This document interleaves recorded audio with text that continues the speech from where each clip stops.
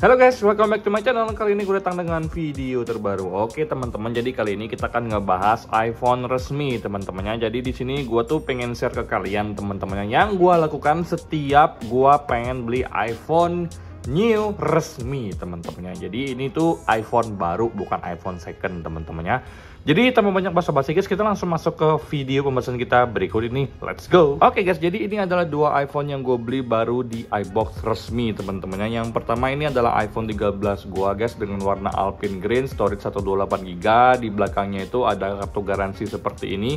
Kemudian ada tulisan One Apple Parkway Cupertino tahun 2022 untuk kode produksinya teman-temannya. Nah, jadi ini tuh untuk garansinya tuh habis tanggal 4 Agustus nanti guys ya, karena ini gue beli Agustus tahun lalu dan sebentar lagi ini udah genap 1 tahun guys ya, tidak terasa teman-teman.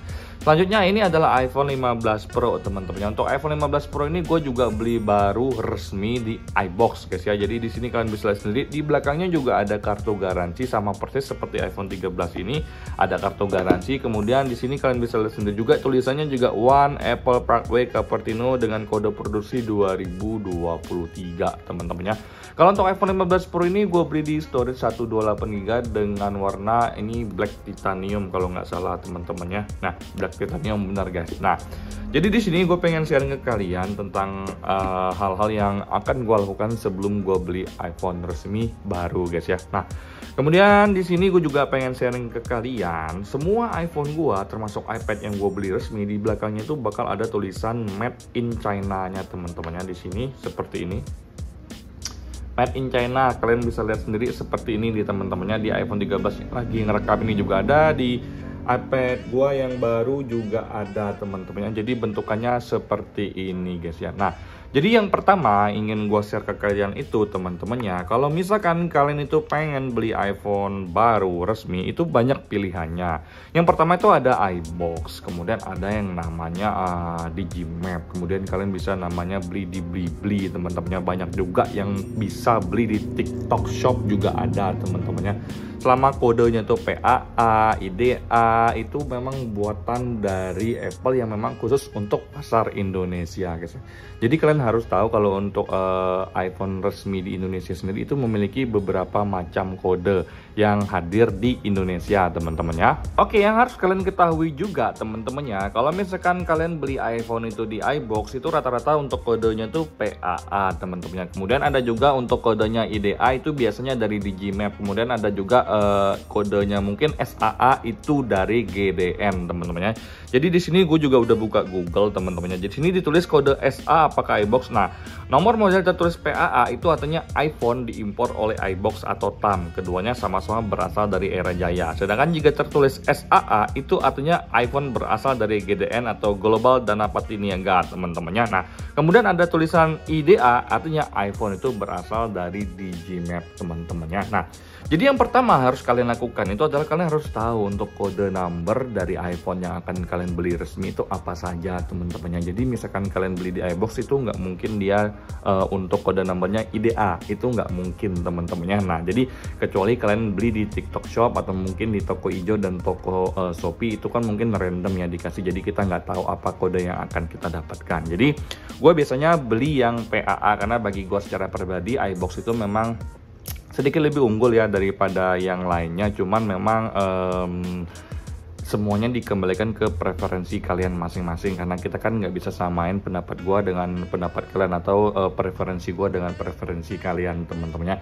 Oke, yang kedua yang harus kalian ketahui teman-temannya, jadi kalau misalkan kalian beli iPhone resmi itu udah pasti untuk garansinya itu mencakup untuk software dan hardware. Jadi jika ada kejadian apapun dengan iPhone kalian teman-temannya, bermasalah, layarnya geter, kameranya goyang, tiba-tiba boot loop, Apple logo doang, nggak bisa diapa-apain, ngecas nggak masuk, kemudian layar kalian tuh ada green screen atau white screen atau apalah itu, kalian bisa klaim garansi kalian ya di tempat dimana kalian beli iPhone atau dimanapun jika kalian membeli di gerai iBox. Contohnya di iBox manapun kalian juga bisa klaim garansi. Jadi misalkan kalian beli di iBox Jakarta, kemudian sekarang kalian lagi di Bali, nggak apa-apa, kalian klaim aja di iBox yang ada di Bali karena sama-sama dari iBox juga juga dan bakal diarahkan menuju ke ASP dulu untuk didiagnosa teman-temannya.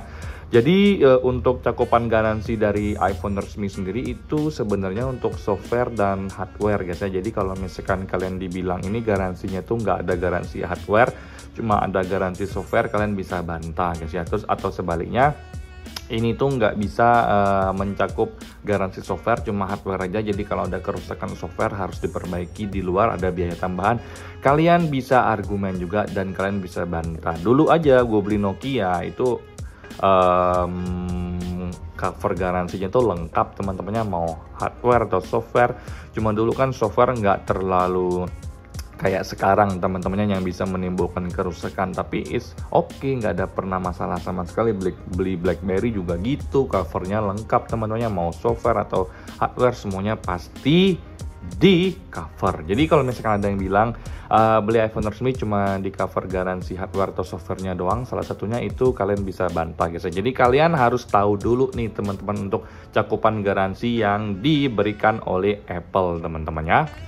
Oke, selanjutnya adalah masalah proteksi teman-temannya. Jadi sebenarnya sekarang itu lagi banyak banget setiap kalian beli iPhone resmi, entah itu di gerai apapun, iBox atau di Gmap dan lain-lain, itu kalian bakal sering banget ditawarin sama salesnya yang namanya asuransi atau proteksi tambahan teman-temannya. Nah, kalian harus tahu hal ini tuh tidak wajib. Jadi ini tuh adalah additional alias tambahan doang. Jadi kalau misalkan ada yang bilang pembeliannya itu include dengan proteksi asuransi, itu kalian bisa tolak mentah-mentah karena dari Apple-nya sendiri sudah menyediakan yang namanya asuransi cover dari pihak Apple tersendiri. Jadi sekarang ini kalian harus tahu banget ya, banyak banget proteksi-proteksi yang bermunculan teman-temannya yang memang menawarkan jasa mereka untuk melindungi iPhone kita. Yang menurut gue secara pribadi sebenarnya nggak ada masalah sih guys ya, selama kalian mau ya it's okay, karena memang dijaga juga atau dilindungi juga sama proteksi tersebut. Tapi jika ada yang bilang itu sudah bundling pembelian, kalian bisa tolak guys ya. Jadi jangan sampai salah atau miskomunikasi. Proteksinya itu pasti ditawarkan dan itu sah-sah aja kalau misalkan salesnya ingin menawarkan kalian proteksi. Rata-rata proteksinya itu 1 tahun ya, nominalnya bisa 2-4 juta, itu tergantung kalian. Jadi misalkan kalian beli ini 19 juta ditambah proteksi 2 juta, kalian bisa hampir kena 21 juta. Atau misalkan proteksinya 4 juta, 19 juta ditambah 4 juta jadi 23 juta. Jadi sebenarnya semua itu tergantung dari keinginan kalian secara pribadi. Kalau bagi gua nggak butuh untuk sementara ini, karena menurut gua ya cukup dengan cover dari Apple itu udah cukup banget bagi gua secara pribadi. Ditambah gua juga tipikal orang yang sangat menjaga iPhone gua, jadi so far gua belum butuh dengan yang namanya proteksi atau asuransi tambahan. Jika ada yang bilang itu wajib dan bundling, itu kalian bisa bantah mentah-mentah teman-temannya, atau kalian bisa kasih lihat video gua ini juga. Karena memang dari Apple sendiri itu sudah menambahkan proteksi sendiri dari mereka, jadi nggak perlu ditambahin lagi guys ya. Nah, jadi kalau misalkan ada yang bilang bang ini gua nggak bisa beli karena wajib bundling dengan proteksinya, kalian bisa ngomongin baik-baik. Untuk sekarang sih proteksi itu hanya tambahan atau additional sifatnya, tidak mengikat dan tidak wajib teman-temannya. Jadi kalian harus tahu banget hal ini guys ya. Oke, selanjutnya adalah iPhone kalian itu tidak memiliki kewajiban ya teman-temannya, atau tidak mewajibkan kalian harus di unboxing di toko langsung. Jadi kalian harus tahu itu teman-temannya, karena memang tidak ada peraturan tertulis yang mewajibkan kalian unboxing iPhone kalian di toko guys ya. Jadi gua jujur ya sering belanja dan diajakin buat unboxing, karena alasannya kalau misalkan tidak unboxing di tempat nanti tidak ke cover lagi garansi dan lain-lain, atau tercovernya cuma 50%, yang menurut gua secara pribadi itu bukan hal yang benar.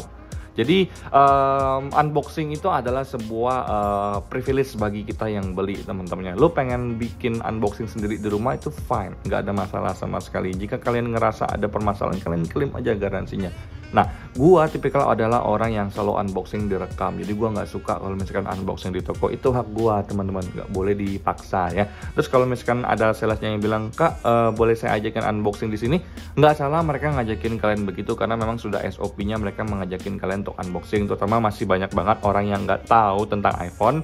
Pertama kali beli iPhone itu memang kadang-kadang diajakin seperti itu, jadi seperti kayak ya takut ada apa-apa, jadi mending kita unboxing di sini aja. Nah, tapi kalau misalkan unboxingnya itu dia kayak maksa atau mewajibkan, itu kalian bisa tolak dengan halus, santai aja, karena memang tidak ada yang namanya kewajiban bagi kita untuk unboxing di tempat.